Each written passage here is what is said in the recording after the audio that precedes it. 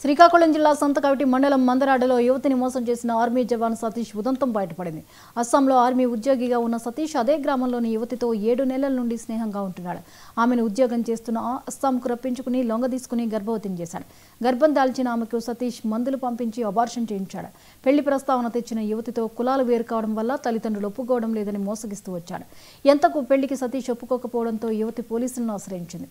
Case నమోదు చేసిన పోలీసులు దర్యాప్తు చేస్తున్నారు. సతీష్తో పెళ్లి జరగకుంటే చావే గతి అంటూ యువతి ఆవేదన చెందుతోంది.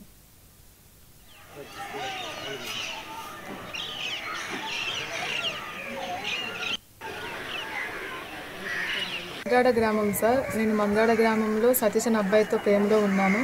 గత 7 నెలలుగా తనతో ఫోన్ మాట్లాడడం కట్ట చేశాను. తర్వాత ఆ అబ్బాయి అస్సాం రైఫిల్స్లో వాలంటీర్గా జాబ్ చేస్తున్నారు 8 సంవత్సరాలుగా.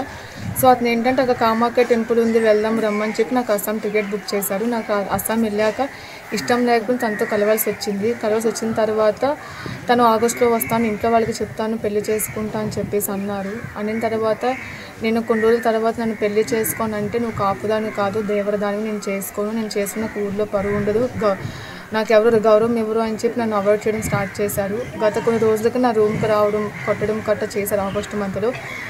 తర్వాత నేను ఆ బాధలన్నీ నేను చూసి తర్వాత ఎస్ఐ గారికి నేను కంప్లైంట్ చేశాను. ఎస్ఐ కంప్లైంట్ చేసిన తర్వాత కూడా ఎస్ఐ గారు అబ్బాయికి ఒక 10 రోజులు టైం ఇచ్చారు.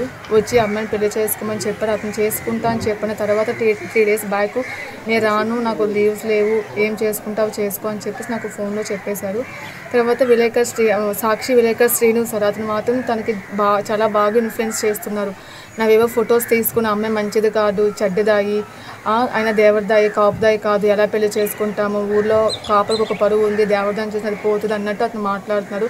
కానీ నాకు అన్ని విధాలుగా తను చాలా ఇబ్బంది పెట్టిన సాక్షి విలేకరు. నాకు అతని నుంచి సెక్యూరిటీ కావాలి, ఎందుకంటే అతను చాలా నెగిటివ్గా ఊళ్ళో స్ప్రెడ్ చేసి నాకు అది నచ్చడం లేదు.